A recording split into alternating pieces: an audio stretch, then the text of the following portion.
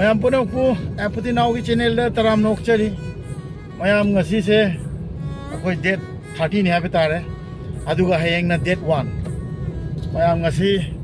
aroi banu minni ai ki kanglei pakta hayeng amuk jum da chalani asam da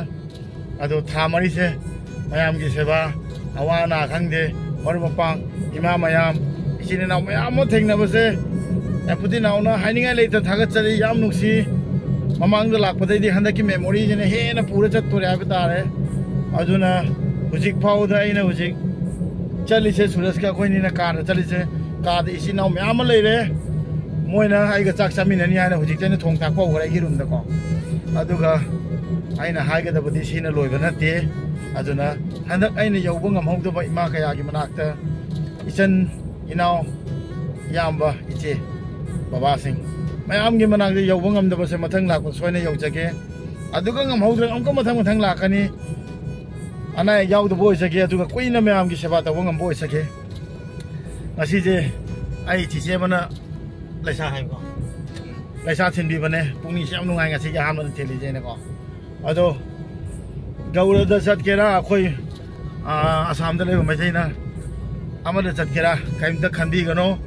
pungning da di mai jai ni hai na le jai ni aduna loin mang ninge khoi su lain thau su ninge loin oi so ninge hai ba re ado aina ngasi adamai khalam draga ichina naw me am da la ki gidra du awa na da sau ya gidra na te ko harok pam di loi khang ye aduna loi na mak chap chan da mafam cha na chat le ai di panam di loi nung si khai maru di ai gi nature ji ni aduna adu dai du ga mana kari religion chali kari chali aduna te khai maru bi isa phaga da bani aduga menung si yaw ga da bani amana amagi apha khan ga da bani amana ma gi dam tana khataba chawkhataba mau chingda ga da ba akoi mase da yengthina ba tawre da bani akoi mai sa amata ni an ut ga da bani aduna aina mapan nagi lakhi se mapan da tare ba isini na mayam na su mana si phibam ji ko so akoi ja amata ni ana khan ba to taseng hai ka na sida lak pa kan da ko atopa di khang de kari gi no de mafam khuding da afaba lai gani phataba lai gani ato ai gi daw ya ba di afaba ga da phangye aduna ima me am gi nungsi ba di nga ore aduga ima na me am na ai na sukki matik lun taw ya ba da haninga ni tana pe le ba da aduna haiga ngon da halum pro ta chakera pangai rom na chakera somda pasoi rom na chakera bisempur rom chakera pasifai rom chakera kaksing rom chakera Hairok rom na chakera thawar rom na chakera mai kai sure sekmai rom na chakera loinong phom da ma aduna yam nungai ai gi handa ki mapok se anau ba puchi mang ma se masidi yam na nungsi maram di asida phangi ba nungsi ma se hanai mapok da phangjar manati nungai ta ba kaya ma le ma se phum ba ga le ni adubu ai gi isa gi ifrup ki awa ma tam da di adum lep kani asam do gera ama do gera khoi mai te gi ni ha ba da problem la ko ka na di adum ai lep ja na kalle senior gi wakhan ai nei sa gi jati jam si jai ai gi horok pom kai de no ha re ga ai gi horok pom da wa bata de saru yaw ga da bani ne yaw e aduna khun nga ko chi naw sing ma jam nuksi aduna da james na sen kitang ai gi diamond donor gi rom da gi mam na nuksi na pang ko se adu da gi lising ani gal khun nga ko gi dang da james na sen ga re aduna khun nga ko chi naw sing da ai gi rom da gi 2000 gak ai don ne taw sa ga ha ba ta mam aduna mayam su lei ba gi chi naw mayam su lei ba gi ko nungai nei ni ma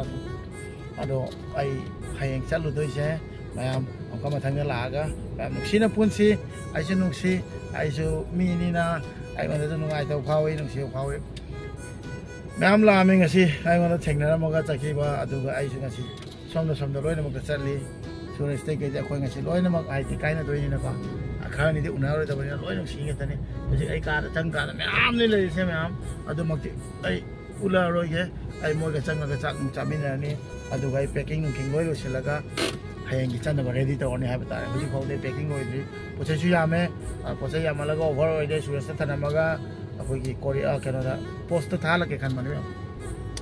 sini me am putina ona chalam dai ge nang hak tang ka video share tang ko ni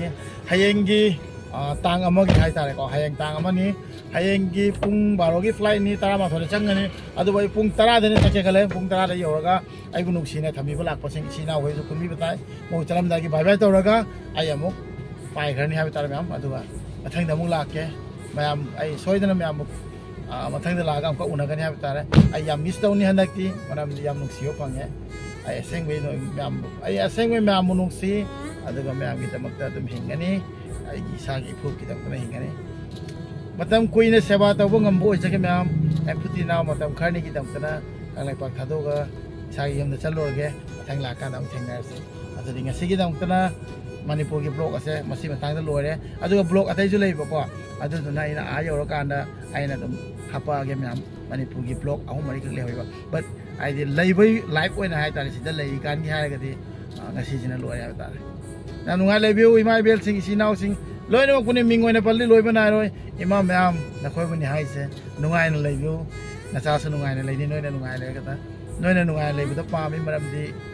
सागी जाति ओइबनिना को नोइना सिदा शांति लेइ रादि अखोजु नुंगाइ दोइनि अदुना अखोय नोइना नुंगाइ ते हाय कान अखोजु आदा केमदे कुमाय हराउ तौथिबा मरमदि नुंगाइ तो पोइबा हाइदि लोइनो की मरि मता लेनै गतनि सोमदा